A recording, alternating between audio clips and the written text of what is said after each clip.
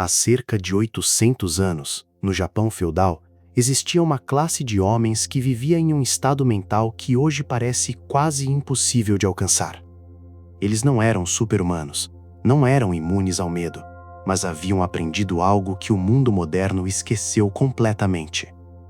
Eles sabiam agir mesmo quando o medo gritava mais alto. Estou falando dos samurais. Homens que despertavam todos os dias com a consciência clara de que aquele poderia ser o último, que entravam em batalhas onde um único erro significava morte, desonra e esquecimento, que carregavam sobre os ombros não apenas a própria vida, mas o nome da família, do clã e da linhagem inteira. E mesmo assim, eles avançavam. Isso levanta uma pergunta que atravessou séculos e continua ecoando até hoje. Como alguém aprende a viver assim? Como se constrói uma coragem tão sólida que não depende de motivação, confiança ou circunstâncias favoráveis? A resposta não estava em força física, nem em talento nato, nem em genética privilegiada.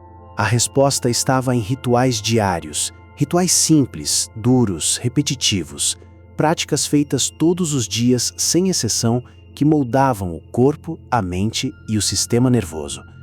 E aqui está o ponto mais importante. Esses rituais não eram místicos, não eram simbólicos e não pertencem apenas à história. Hoje, a neurociência confirma exatamente o que os samurais descobriram pela experiência. É possível treinar o cérebro para agir sob pressão extrema. É possível aprender a não fugir, a não travar, a não se esconder. E é exatamente isso que você vai descobrir aqui. Mas antes, preciso te apresentar alguém. Capítulo 1. O Inferno Invisível de Roberto. Roberto tinha 32 anos quando percebeu algo que o incomodou profundamente. Ele não estava vivendo uma vida ruim, mas também não estava vivendo uma vida verdadeira. Por fora, tudo parecia normal. Emprego estável, rotina organizada, nenhum grande drama visível. Mas por dentro, Roberto travava batalhas diárias que ninguém via. Ele era o tipo de pessoa que pensava rápido, mas falava pouco. Tinha ideias excelentes, mas deixava que outros falassem por ele.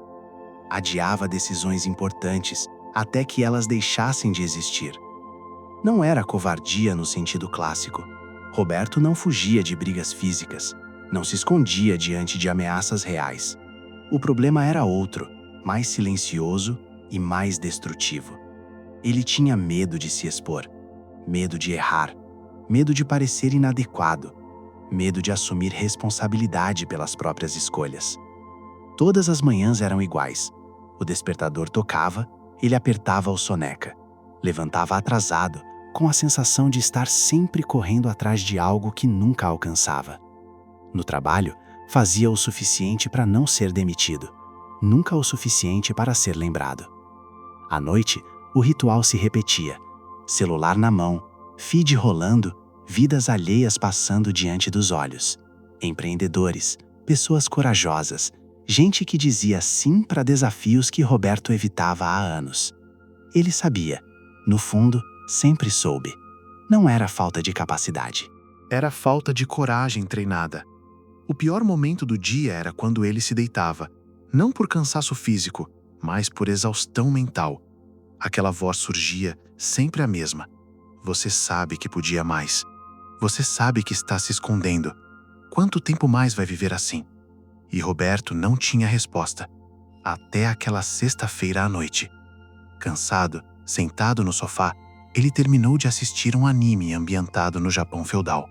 Uma obra de ficção, sim, mas algo ficou ecoando. Aqueles guerreiros enfrentavam a morte como parte da rotina.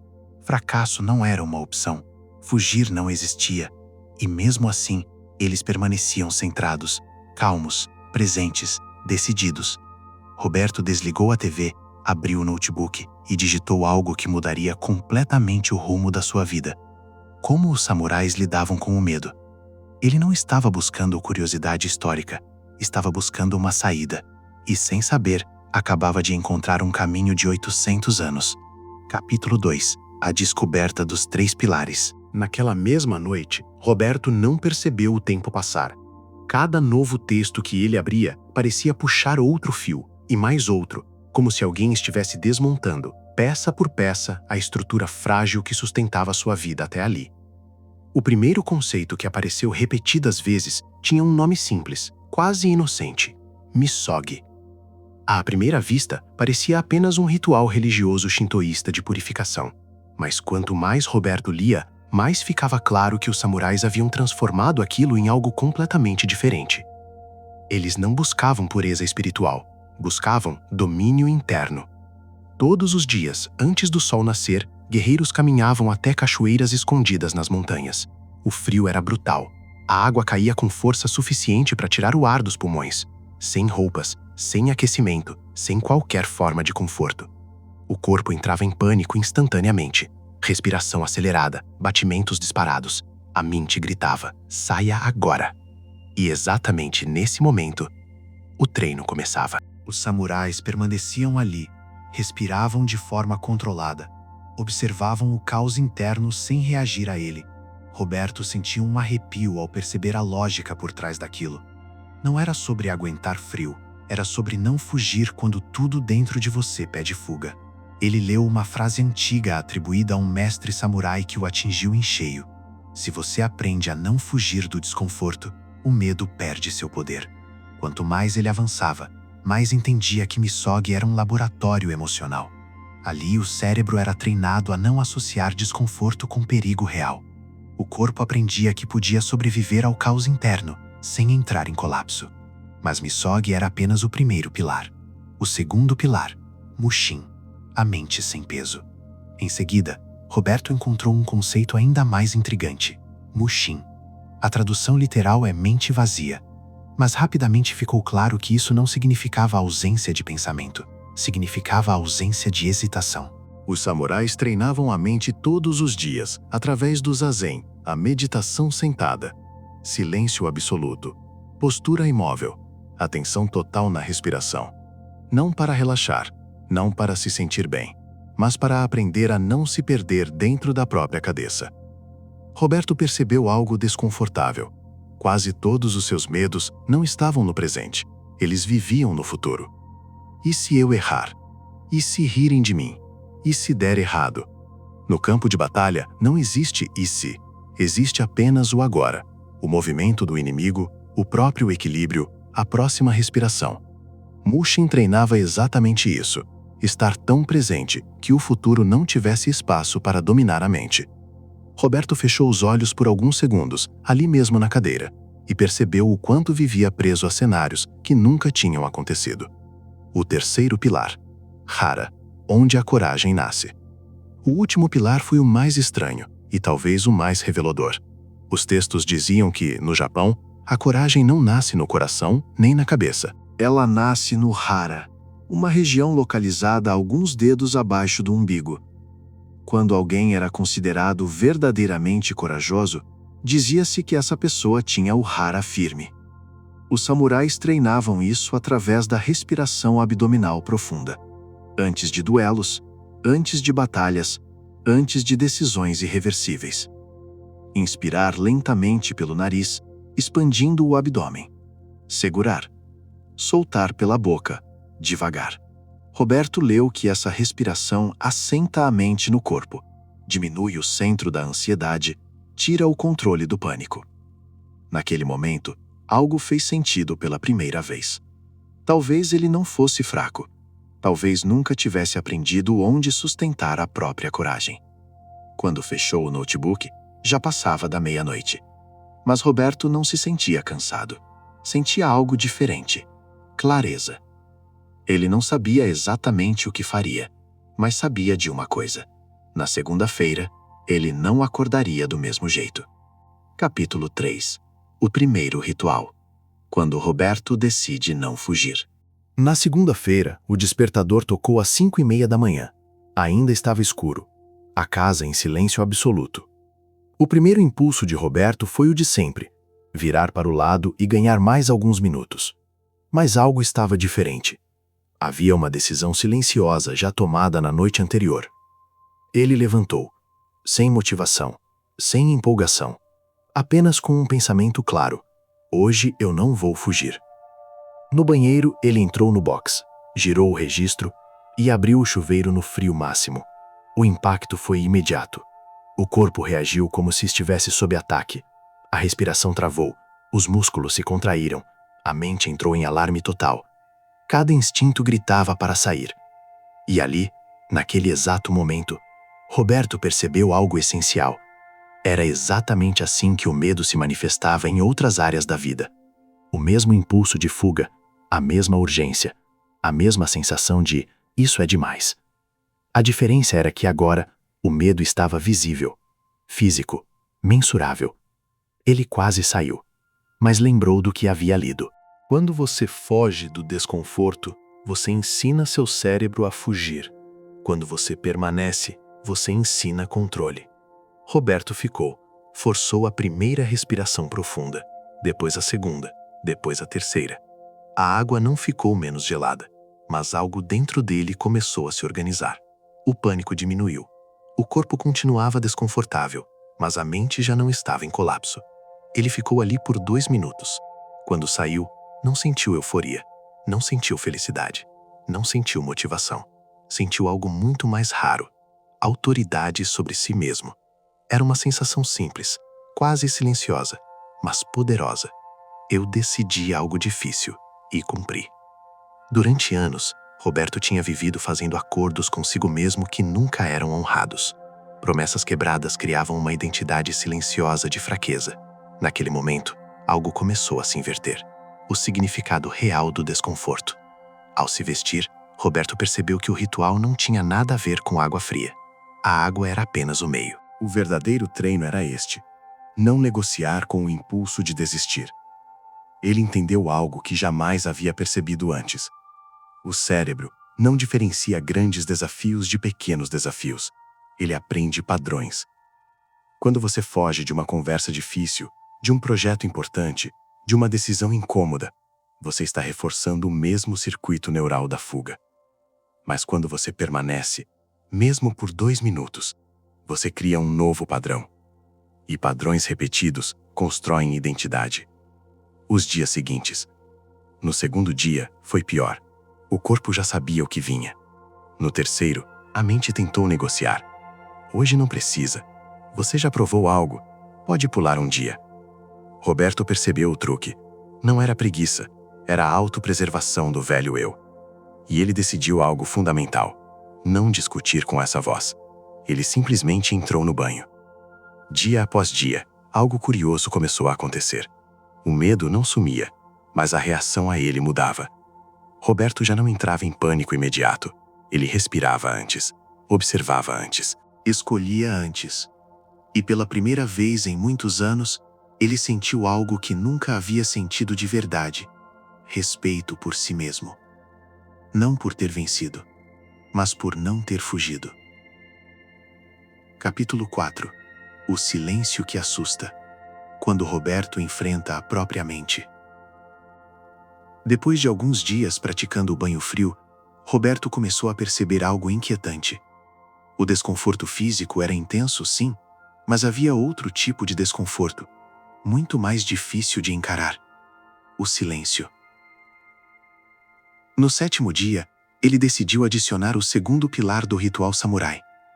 Nada de aplicativos, nada de música, nada de frases motivacionais. Apenas 5 minutos sentado no sofá, em silêncio absoluto. Sem celular, sem distrações, sem fuga.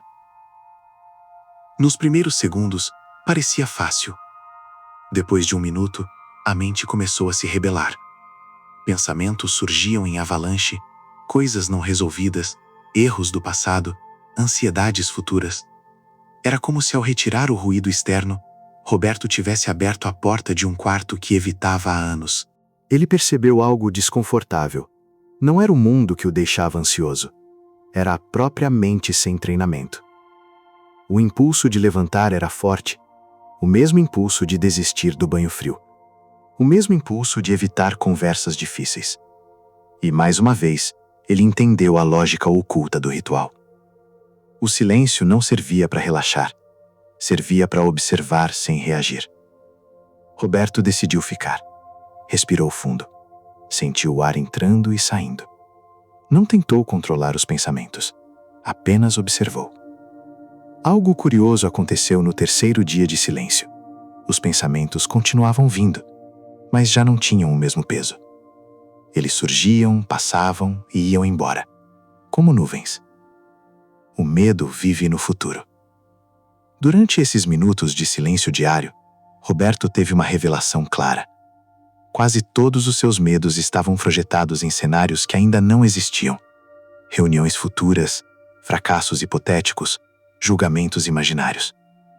O presente, quando observado com atenção, era silencioso, quase neutro.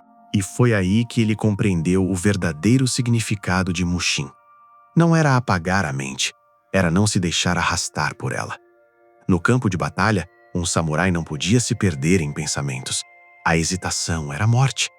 Na vida moderna, a hesitação também cobra seu preço, só que lentamente. O primeiro teste real. 2 semanas depois, o ritual encontrou a realidade. Uma reunião importante no trabalho. Projeto novo, diretores presentes. Roberto tinha uma ideia clara, boa, prática. O medo apareceu como sempre. A boca secou, o coração acelerou. Mas algo foi diferente. Ele reconheceu a sensação. Não entrou em pânico. Respirou fundo, levando o ar para o abdômen, como havia treinado. Sentiu o corpo assentar. E falou. Não foi um discurso épico, não foi perfeito, mas foi honesto e claro. As pessoas ouviram? Ninguém riu, ninguém o atacou. Depois da reunião, um gerente se aproximou. Boa colocação, Roberto. Vamos avaliar isso. Naquele instante, algo ficou cristalino. O medo não tinha ido embora. Mas ele não tinha mais autoridade. Roberto saiu da sala entendendo algo fundamental. Coragem não é ausência de medo, é presença de ação. E aquele silêncio diário estava treinando exatamente isso. Capítulo 5. O corpo lidera a mente, quando a respiração se torna coragem. Depois da reunião, Roberto ficou pensando em algo que nunca havia considerado antes. Ele não tinha pensado positivo, não tinha se convencido de que era confiante, não tinha repetido nenhuma frase motivacional. Ele simplesmente respirou diferente. E isso mudou tudo. Naquela noite, ele voltou aos textos sobre os samurais e percebeu algo que havia passado despercebido antes. Eles não tentavam controlar a mente diretamente.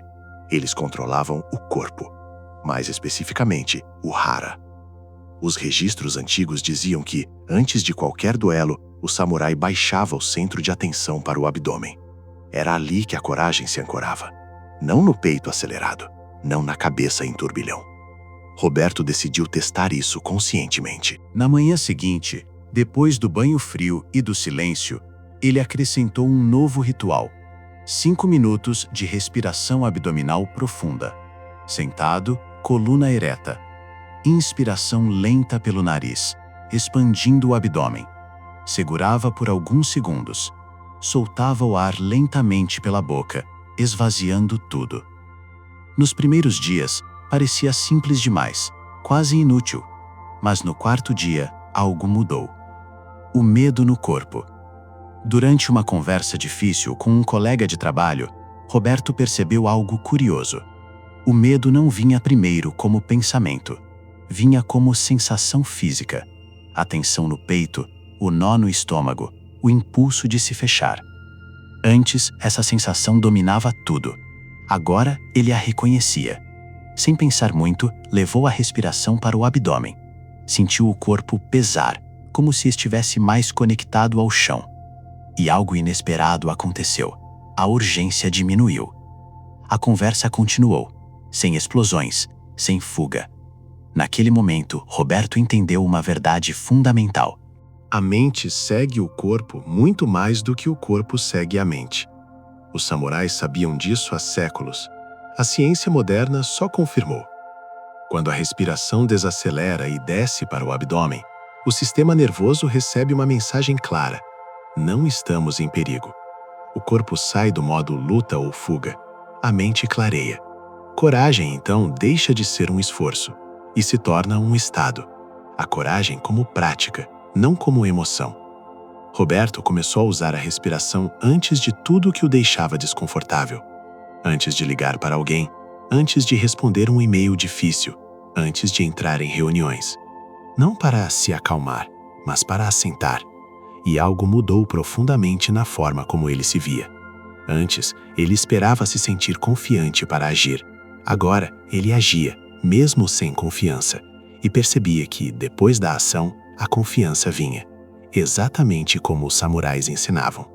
Coragem não é um sentimento que antecede a ação, é um efeito colateral da ação consciente. Roberto começou a entender que estava treinando algo muito maior do que hábitos. Ele estava reconstruindo sua identidade. Não como alguém destemido, mas como alguém que não foge. Capítulo 6. A ciência por trás da coragem. Por que o ritual funciona? Em algum momento do processo, Roberto se fez a pergunta que muita gente faria: isso é real ou eu só estou me enganando? Banho frio, silêncio, respiração profunda. Tudo parecia simples demais para causar uma mudança tão profunda. Então ele começou a pesquisar não mais a tradição samurai, mas a ciência moderna.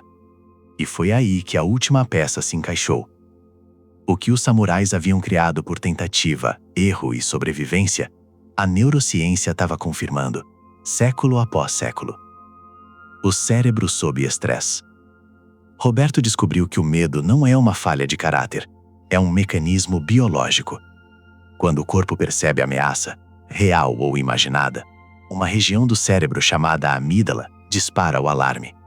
O coração acelera, a respiração encurta. O pensamento racional diminui. Isso é ótimo se você precisa fugir de um predador. É péssimo se você precisa falar em público, tomar decisões ou assumir responsabilidade. O que o ritual fazia era simples e genial: expor o cérebro ao estresse de forma voluntária e controlada. Quando Roberto ficava sob a água fria e não fugia, o cérebro aprendia algo novo. Existe desconforto, sem perigo real. Cada repetição elevava o limiar de pânico.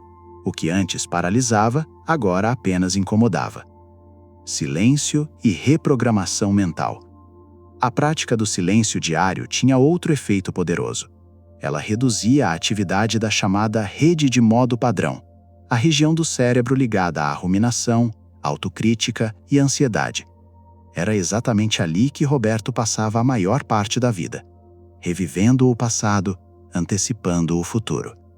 Ao treinar a atenção no presente, o cérebro entrava em um estado de fluxo, aquele estado onde a ação acontece sem esforço excessivo. Os samurais chamavam isso de mushin.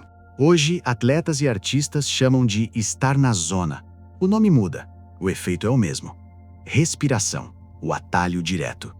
Mas talvez a descoberta mais impressionante foi sobre a respiração. Quando Roberto respirava profundamente pelo abdômen, ele ativava o nervo vago, uma espécie de cabo direto entre o corpo e o cérebro. Esse nervo envia uma mensagem clara: está tudo sob controle. Em segundos, o corpo sai do modo de emergência. A mente clareia. A ação se torna possível. Roberto percebeu algo importante. Ele não precisava controlar pensamentos. Bastava controlar a respiração. O resto seguia. O que realmente mudou? Nesse ponto, Roberto já não tinha dúvidas. O ritual funcionava porque atuava onde a maioria das pessoas nunca treina: no sistema nervoso. Motivação falha. Força de vontade se esgota. Disciplina baseada apenas em esforço quebra. Mas um sistema que treina o corpo a não entrar em pânico, esse permanece. E foi aí que Roberto entendeu algo profundo. Ele não estava se tornando alguém mais confiante. Estava se tornando alguém menos reativo, menos dominado, menos refém do medo. E isso mudava tudo. Capítulo 7. A transformação silenciosa. Quando a vida começa a responder. A mudança não aconteceu de forma explosiva. Não houve um dia específico em que Roberto acordou transformado. Ela veio em silêncio. Primeiro ele percebeu algo simples. As manhãs deixaram de ser uma batalha. Ele acordava antes do despertador. Não por motivação, mas porque o corpo já esperava o ritual. Banho frio, silêncio, respiração. Sem drama, sem negociação. E quando o dia começava, algo estava diferente. Roberto não estava mais correndo atrás do tempo. Ele chegava inteiro. O respeito invisível. No trabalho, as pessoas começaram a reagir de forma diferente. Não porque Roberto falava mais alto, nem porque tentava se impor, mas porque ele não se retraía. Quando discordava, mantinha a postura. Quando errava, assumia. Quando não sabia, dizia, sem justificar demais. Sem pedir desculpa por existir. Esse tipo de presença gera algo raro: respeito silencioso. Colegas começaram a perguntar sua opinião. Gestores passaram a incluí-lo em decisões maiores. E Roberto percebeu algo curioso. Ele não estava tentando mudar o comportamento externo. Ele apenas não fugia mais internamente. A coragem fora do trabalho. Mas a mudança não ficou restrita ao escritório. Roberto começou a ter conversas que evitava há anos. Conversas desconfortáveis, mas necessárias. Algumas não terminaram bem. Outras terminaram melhor do que ele imaginava. O ponto não era o resultado. Era o fato dele não se esconder. Ele passou a tomar decisões menores com mais rapidez e decisões grandes com mais clareza. Não porque o medo sumiu, mas porque ele aprendeu a caminhar com ele. O efeito colateral inesperado. Com o tempo, algo ainda mais profundo aconteceu. Roberto deixou de se definir pelo que sentia. Passou a se definir pelo que fazia. Dias bons continuavam existindo. Dias ruins também. A diferença era simples e brutal. Antes, dias ruins paralisavam. Agora, dias ruins eram atravessados. E isso mudou sua identidade. Ele já não se via como alguém tentando melhorar. Ele se via como alguém em treinamento contínuo. Como os samurais, sem linha de chegada, sem aplausos, sem necessidade de validação. A vida começou a responder não porque ele exigiu, mas porque ele sustentou. Sustentou o desconforto, sustentou a presença, sustentou a responsabilidade. E isso, silenciosamente, mudou tudo. Capítulo 8. A verdade esquecida. Por que coragem não é um sentimento?